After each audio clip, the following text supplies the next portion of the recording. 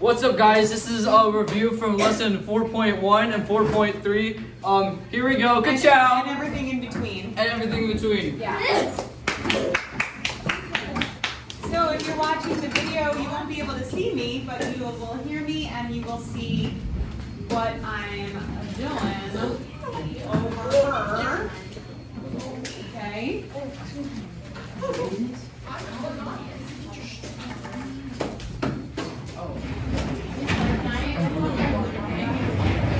Fill your water bottle up? Yeah.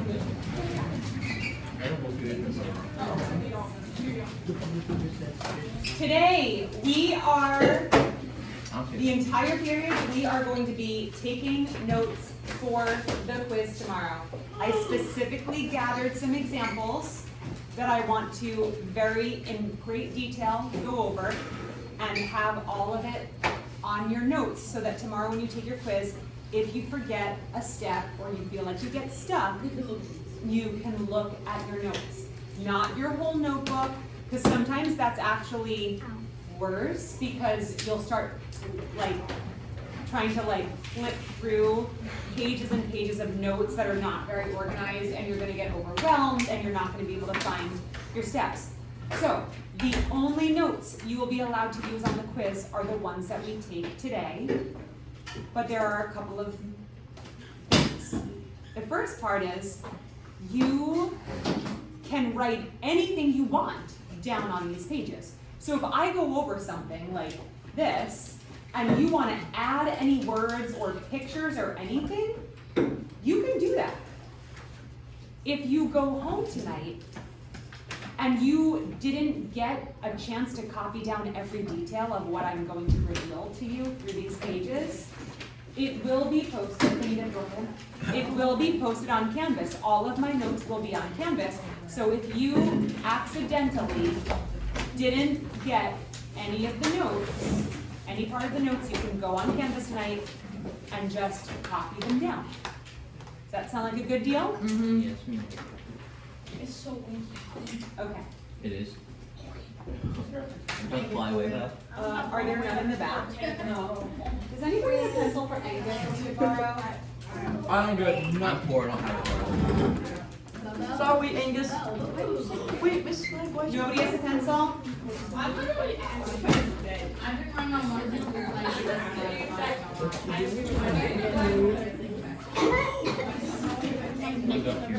She's gonna pull out something. No.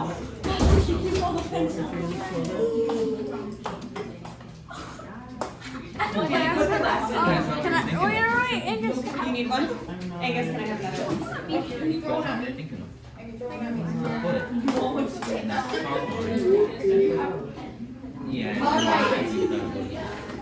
Just so you guys know, anytime I say your name because you're talking while we're supposed to be reviewing, that will be a point off of your quiz. If I say your name, Bo, or anybody else, I will keep tallies, and then I will let you know at the end of the period your total number of points off of the quiz. Do you guys understand what I'm saying? Yeah. Okay, so we're not going to get any points off, right? Yeah. Even if it's just like a whisper to your friend while I'm reviewing, or even sign language. Okay? Even if I don't hear you and you're just fooling around in some way that's not concentrating on the review, then I might call your name and say, nope, that's not what we're doing. And that will be a little mark, which will represent a -1 added to your quiz. Get it? I'm adding a -1. See, there's math everywhere. So here we go. Quiz notes for 4.1 through 4.3, which includes 4.2. Why all 3 lessons? Because those are our 3 ways to solve systems of equations. Graphing, substitution, and elimination.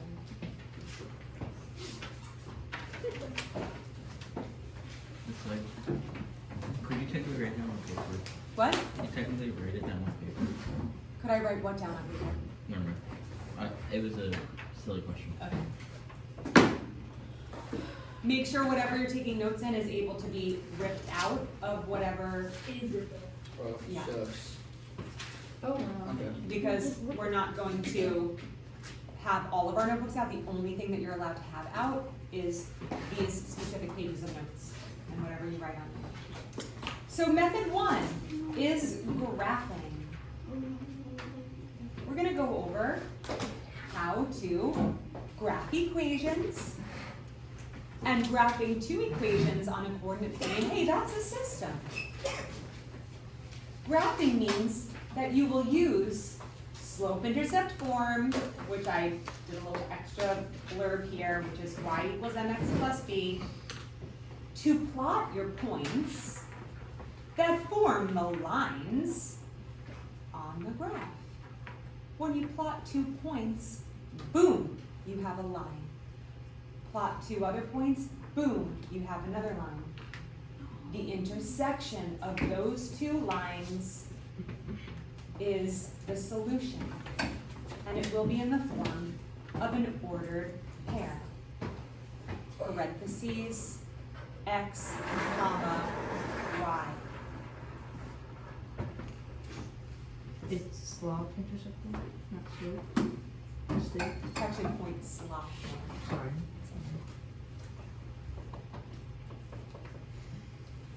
Angus, did you get all this? I didn't. You already wrote it down? I'm nowhere close. I'm getting Just keep in mind that everybody takes notes at different speeds. I'm gonna go by the majority of the class. And if there's anything that you didn't get to copy down because I moved on, all it means is that you will look at the note.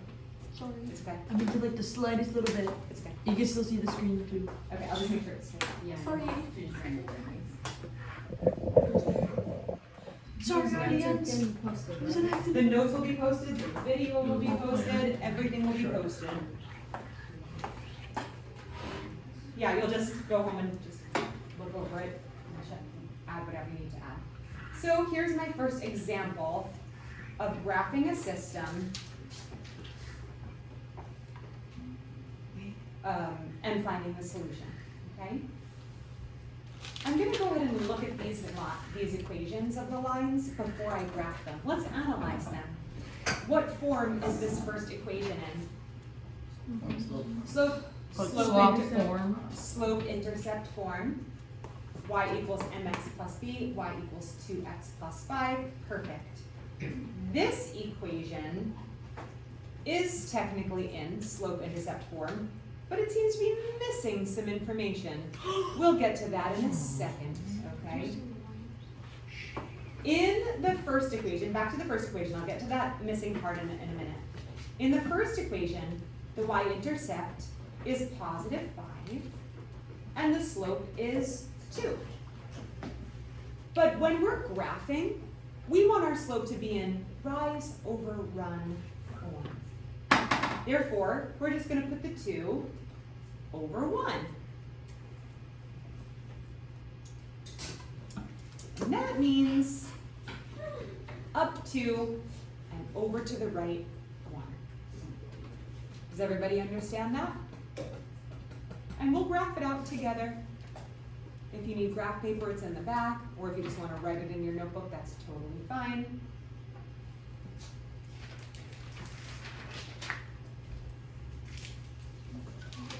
Then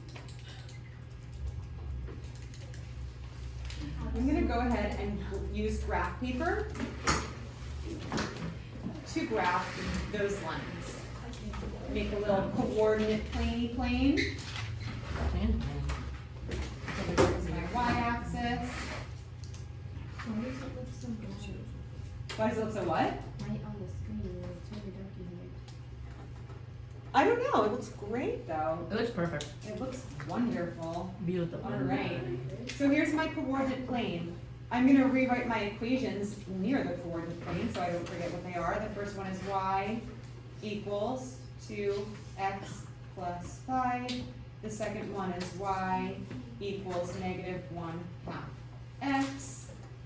Okay, so the first,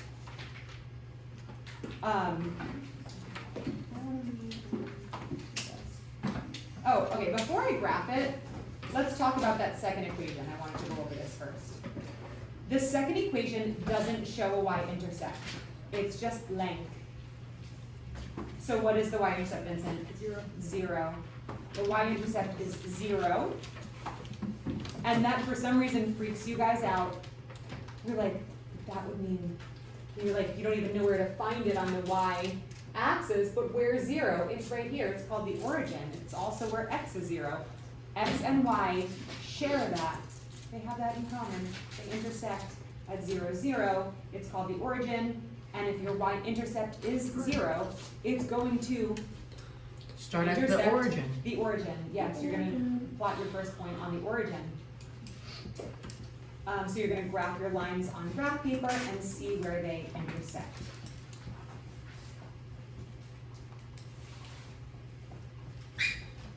You know what to take these?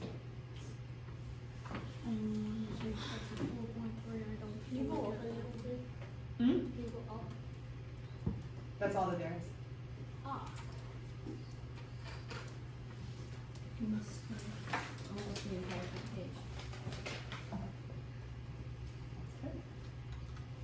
And guess your head?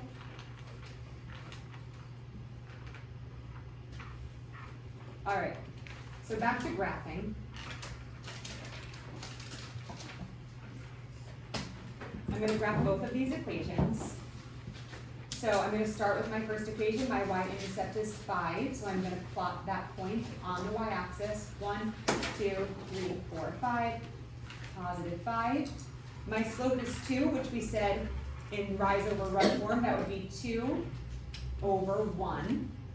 So I would go up 2 and over 1. Oh goodness, that's going far off the plane, right? What if my intersection is going to be somewhere down here? Shouldn't I graph some more points in the other direction? Yes. How would I know where to plot the other points? Yes, very good. 2 over 1 is the same thing as negative 2 over negative 1. Because negative over negative is positive. So if I go down 2 and to the left 1, I will continue. And I can do as many as I want, just to kind of cover that whole area of the coordinate plane to make sure that when I plot the points on the other line, that they'll hopefully, I'll get a point on top of a point. Yes? So if you're doing this, if it goes up too far, if it goes up and out of the graph, then we can go back to our y-intercept and swap it to negative. Yes. If it's positive, you'll just do negative over negative. We'll go through this example in a second because we're going to do the same thing with this negative slope. We'll go backwards on the negative slope too, okay? So we're done with that line. Let's graph this. Now again, we can fill in a little plus 0 here if that makes you feel better. And then we plot that point on the y-axis at 0. And then we use our slope, which is negative 1, so down 1 to the right 2. Down 1 and to the right 2. And as I do that, I'm actually moving away from the other line, which is not really going to help me intersect them unless I have a really steady hand with a ruler. So I can go in the opposite direction. The opposite direction of negative 1 over 2 would be positive 1 over negative 2. I can just assign my negative to the denominator instead. And that would be up 1 and to the left 2. So from the y-intercept, we'll go up 1 and to the left 2. And I don't even have to go any further, although I can. I want to make pretty lines. It's not very pretty down here. But at least I have my point of intersection. My point of intersection is the solution. Same difference. The point of intersection is the solution. And that solution is represented by an ordered pair, which is what? Negative 1, negative 1. Negative 1, positive 1, negative. Or negative 1, positive 1. Positive 1, negative. It's negative 1, then positive 1. Positive 1, negative 2. It's negative. Oh my god. Guys, it's Negative 2. Oh, it's negative 2, positive 1. Positive 1. Yeah, it's negative 2. Come on. I switch to my it's a negative 1. Negative 2, positive 1. Everybody calm down. But, oh my We're goodness. tired. Yes, and you have to, could you imagine if you do all that work and get the perfect point of intersection and then you read it wrong? That would be very sad. To make sure that you did it right, take your solution and plug it back into your equations. Make sure that it makes them true. If that's a solution, it's supposed to work, right? So make it work. On the last test, that's exactly what I did. I got this. Oh, you did? That's not good. Yeah, I got the perfect point, but no. All right, so here are the other times where here are the other types of outcomes that you'll get when trying to find the solution by graphing. If the lines on the graph turn out to be parallel, what's the solution? There's no solution. No solution. If the lines on the graph Infinitely. just match up exactly, Infinitely many. infinitely many solutions. What you said?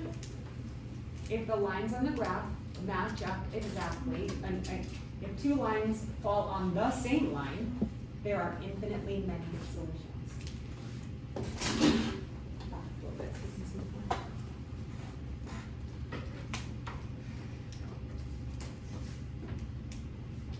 It's like, did you use that last year? They did not. It was called something different. Here's last year. We called it Math Excel for School. It was like a different program, but it's basically the same thing. But totally different in terms of like learning a new platform. It's really fun. A lot of writing mistakes on this one. Sarcasm. Right, it's like a lot of writing mistakes on this one. No. Thought Math Excel exceeded it. Raise your hand if you're done copying these notes. Okay. I'm not done yet. Wait, let me just read it really quick. Why? Just take a screenshot. Oh yeah, I knew that. It's a quiz and it's 12 questions. And you'll have the whole period to work on it. Are you nervous about it? Why? We're getting all of the information. I don't know. I just took it taking. Okay, I'm good.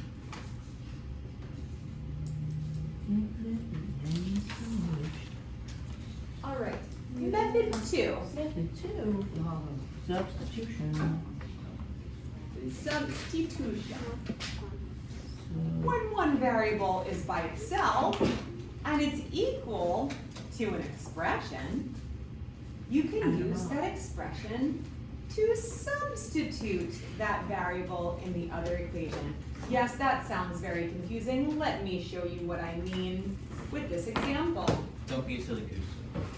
If you have two equations like this, and one of them is already solved for a variable, that's very, very, very good.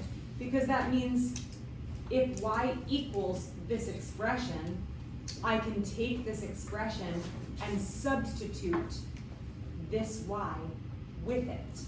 It's kind of like eliminating the y, except it's not completely disappearing, it's just taking on a new form. Instead of y, we're gonna put in a 2x minus 1. You guys good? Willie, are you getting all this down? Okay. I'm getting the main points on. Okay.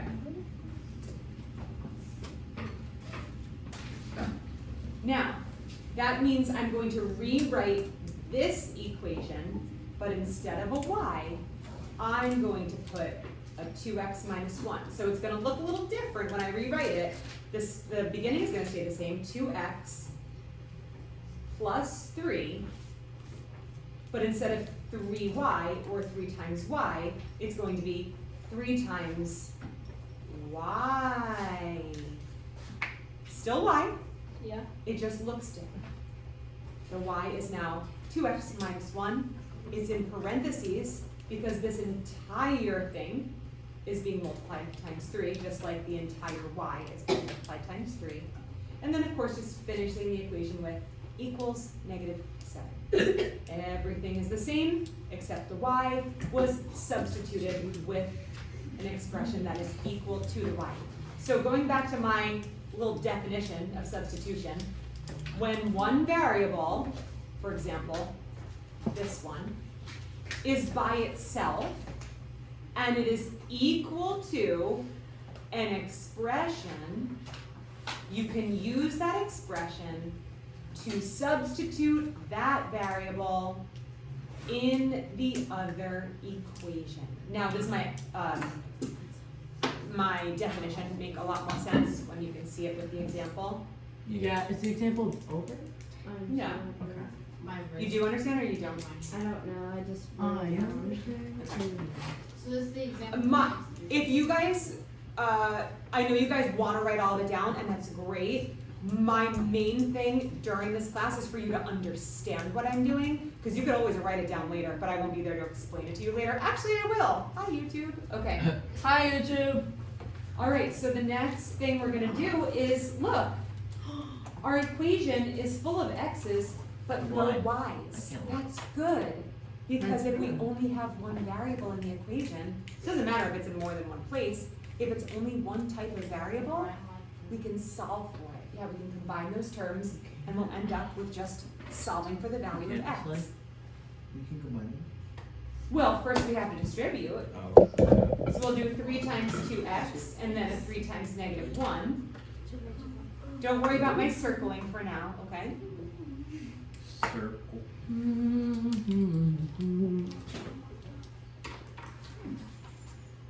Sorry. My water bottle fell in my car. 2x is staying 2x, plus 3 times 2x would be positive 6x. Then 3 times negative 1 would be negative 3. And then just finishing out the equation equals negative 7. Then we're going to combine like terms. 2x plus 6x is 8x. Minus 3 equals negative 7. See how only tiny little things are changing, they're being simplified in little baby steps. Now we're going to solve for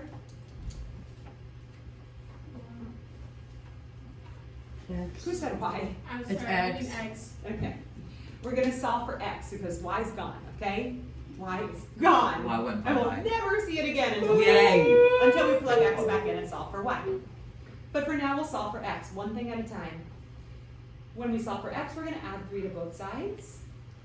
The 3's will cancel out, and we have 8x equals negative 4. Whoops! Gotta tell me when I run out of space there. Sorry. You're in that space, Miss Lake. Divide by 8 on both sides, and we get Negative. x is negative 1/2. If you like to write it as negative 0.5, that's totally fine. Me. That's me. Is it? Yeah. No, it's not. I don't need the comments. Sorry. Hello, this is Mrs. Blake. Sure. Okay, just try not to kick anything out of place as we go. Everybody continue paying attention so we don't lose time, okay? So, we're halfway there. We've got half of the Halfway solution. there. Yep. Okay, good. Let's move on, okay? If we have our x value, what do we need, Lily? Our y value, very good. We're going to use either one of the original equations. Either one of the original equations, we're going to take either one of them, plug in a negative 1/2 or a negative 0.5 in for our x value and solve for y. I like the look of that top equation much better. Bye. So I'm going to make that the equation that I worked with. And I'm going to plug in my negative 1/2 for x. I plopped my 2 over 1, not because I'm doing rise over run this time, but because I'm multiplying 2 times a fraction. Then I can cancel out my 2's, and I end up with a negative 1 minus 1. Negative 1 minus 1, kill the cockroach, change the sign, and I get negative 1 plus a negative 1, and that is negative 2. So y equals negative 2, and there is my solution. What do we do next? Check. Check. Check your solution by plugging it back in. You can still write if you want to, I just don't want you to get so busy writing that you're not, like, listening. No, I know. If you wanna listen now and write later, that's I totally fine. missed so much. Because of the writing? Okay. This. Okay. Hold that. Alright, guys. So I'm not gonna plug it in because I don't wanna run out of time. But if you were to plug it back in, since we used this super easy equation to solve for that other value, honestly, and Jacob knows this very well, if you use that same equation to plug in, the equation might lie to you. If your numbers were wrong and you used that equation to get those wrong numbers, because you made a silly mistake, then it might lie to you, because it might work for that equation. But you have to prove it with the other equation. So since we have both of our values, you would plug it into the other equation. So we would replace x with the -1/2, and we would replace y with the -2, and then solve to see if that equals -7. If it does, it checks out, and you can actually put that for your answer and be confident that it's correct. Yes? I just don't get that it works for one but not the other. I'll kind of explain that with this graph. So remember that this line, which is y equals 2x plus 5, this solution will work for both of these, but this point will work for this and not this. This point will work for this, but not this. This point will work for this and not this. So do you understand what I mean? Every other point on the line will only work for that line, and it won't work for the other line. So that's why it's best to just plug it back into both equations. But I always say, well, you already kind of solved it using one equation, so use the other equation to check it. But both equations is a good idea. All right.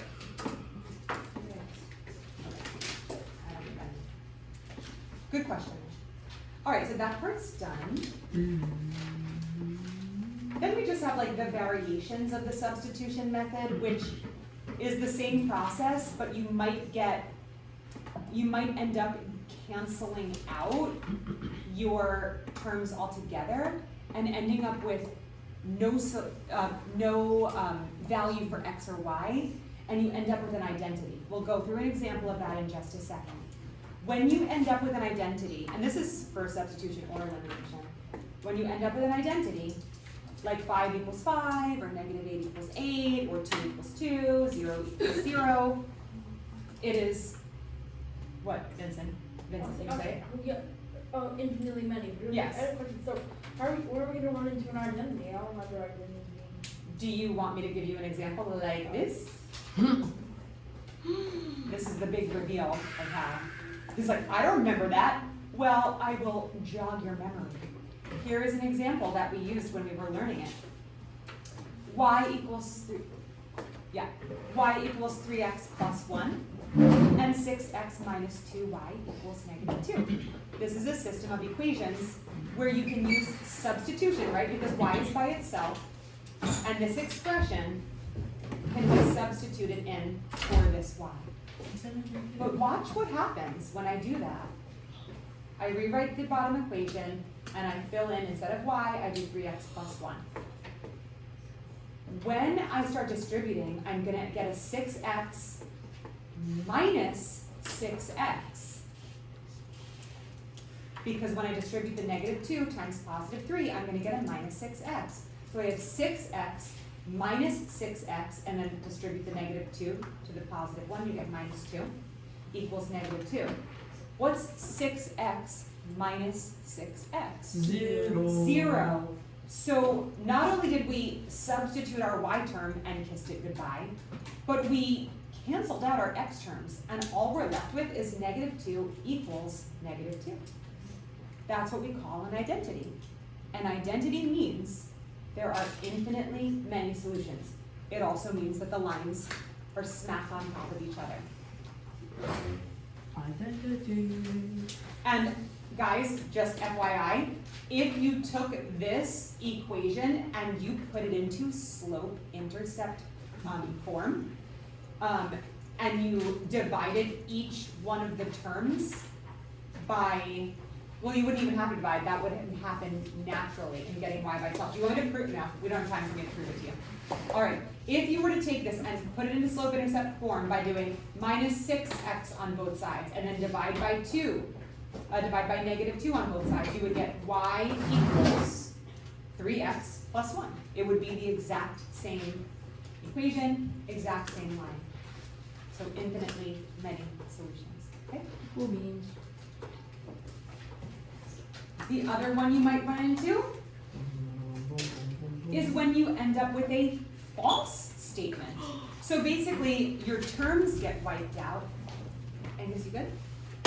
Your terms get wiped out, but you end up with, instead of an identity, you end up with a false statement. Like 2 equals 5, or negative 6 equals 0, or negative 5 equals positive 5. Those are false statements, and therefore, No solution. no solution. That's good. And I will show you an example of that when you have a system that will end up with no solution.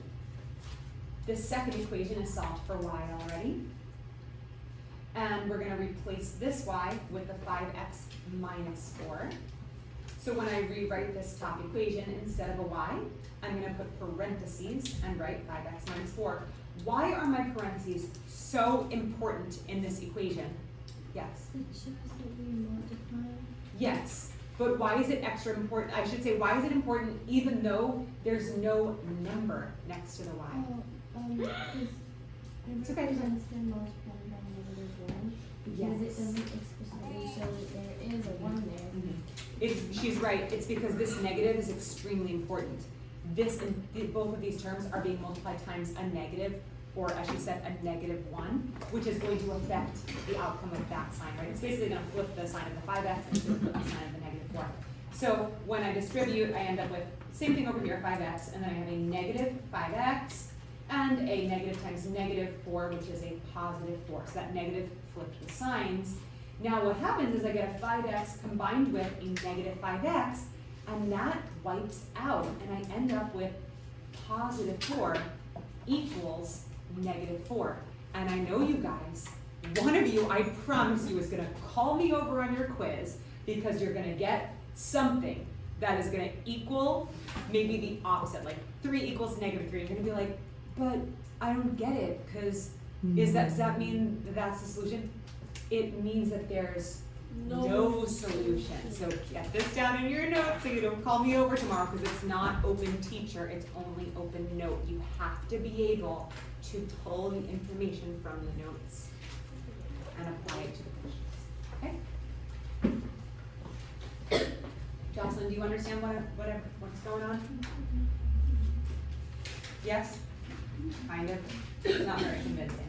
Oh, somebody asked me earlier, what if you have to use substitution, but neither of the equations is in slope-intercept form? So like, let's say we have this first equation just as it is, 5x minus y equals -4, but what if the other equation, instead of being solved for y already, what if it said y plus 4 equals 5x instead? You could, yeah, go ahead, Jacob. Wouldn't you like subtract? Yeah, Subtract 4? you could just solve for y on your own, and then that would turn into, this pencil, this is just driving me nuts. That would turn into an expression, 5x minus 4, that would turn into the expression that you can use for y. Can you go back up for a second? What, this? Yeah, I just need to see the example.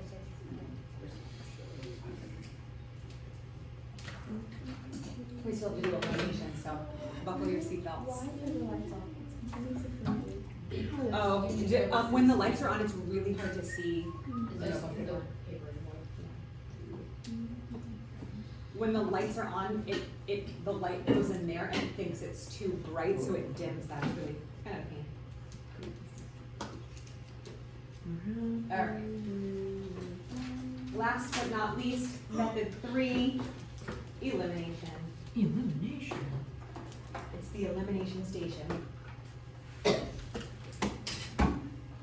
Using elimination works when you can completely cancel out either your x terms or your y terms and solve for the other variable.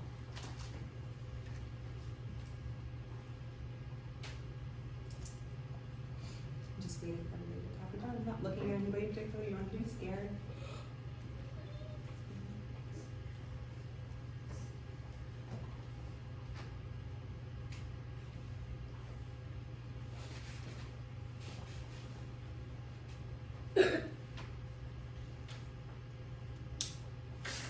Jack.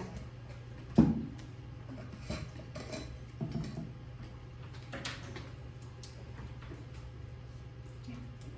try to convince me that you weren't false. I'm scared of this. I know it. You can talk about it later if you want to, but don't try to convince me that you weren't false. I'm scared of this. Yeah, all right. You don't need to be scared.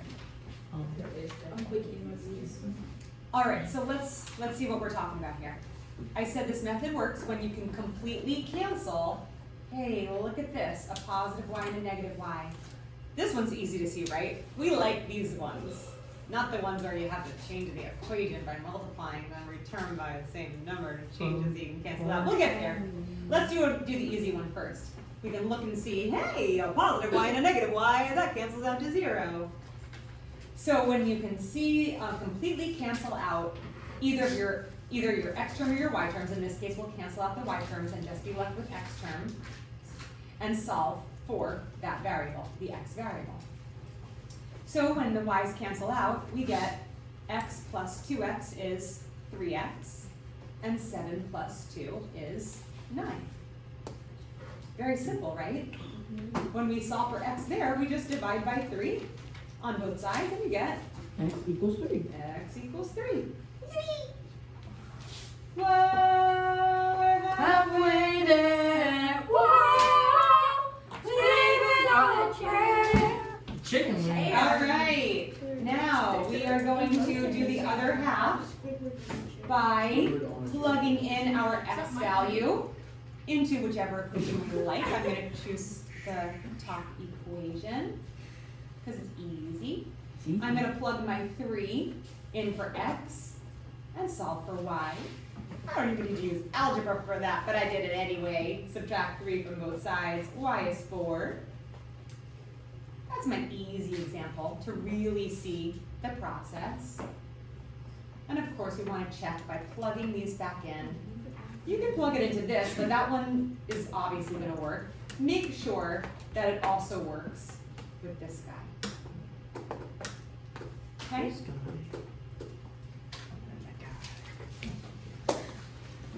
Where's the rest of my notes there? Oh, I think I want to, okay. So this is one where I want to actually write it out again because you can see too much here. All right, so my next example, and my very last example,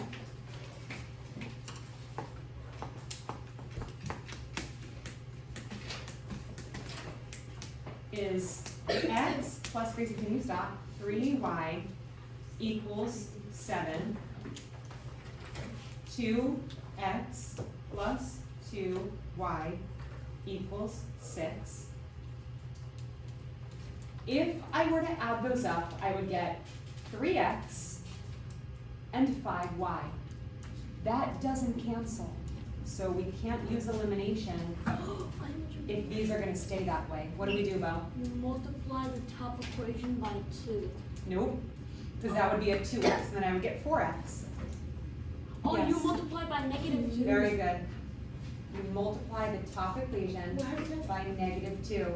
Because you have to analyze your terms and say, you can choose, I want my x terms to cancel out, or I want my y terms to And since you cancel have out. like a bare x, then what else? Yeah, exactly. I'm gonna choose to cancel out my x terms, because then I just have to basically multiply by the number that's opposite of this number.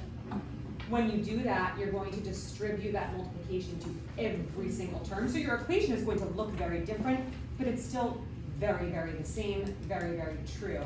Okay, so I'm going to rewrite that top equation down here. Negative 2x, negative 6y equals negative 14. Then my second equation, there's nothing wrong with it. I'm going to keep it the same. I mean, not that there's anything wrong with the first equation, it just wasn't written in a way that was helpful. Then I can take my negative 2x and my positive 2x and cancel them out, and I get a negative 4y equals negative 8.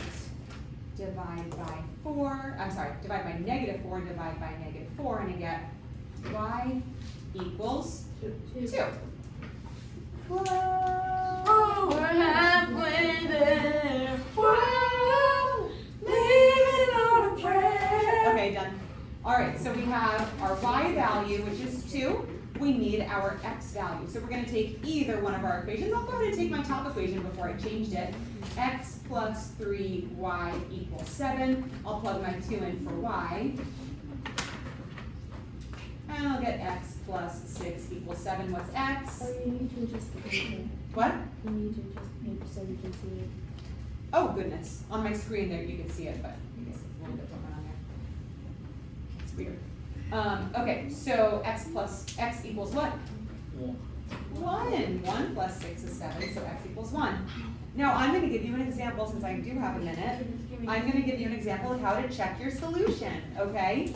We have, the solution is 1, 2. That means x is 1 and y is 2. That means it better work in both equations. Well, let's double check. Let's check both equations. Even though this is the one that I just used, I'll plug in 1 for my x, 2 for my y. 1 plus 6 is 7. Good. Checks out. Sorry.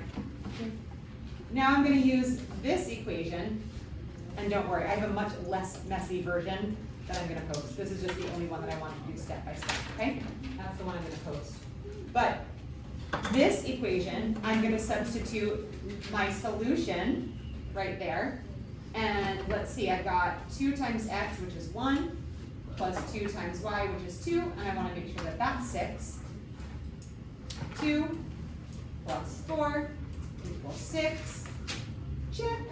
And that's me checking to make sure my solution is true.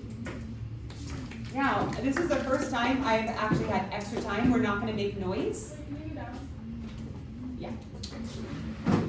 We're not going to make noise. We are going to ask questions about any portion of this that you want clarification on.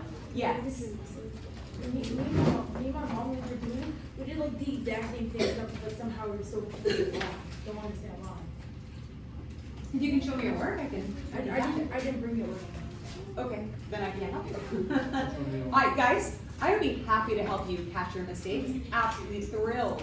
But you do have to show me your work. Because you said like you were gonna go over the questions. Yeah, I know, but it would be so helpful if you brought in your work, because as I'm going through it, you can check your own work and go, oh, that was supposed to be a positive, I made it a negative. Something like that. Sometimes it's usually so silly, like simple, and then we can catch it really quickly. So when you come in tomorrow, try to come in before school, and I will, I probably won't be able to. what?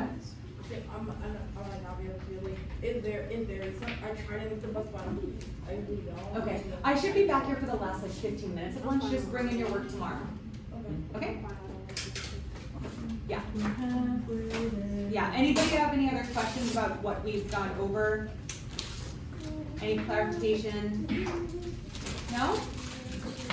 Yeah, I'm going over to Little Stallings for like most of my lunch period tomorrow, but I'll be back in the last few minutes. So just bring in all your work and we'll catch your mistakes, okay? What? Very good. Congratulations. Can you end that video, please?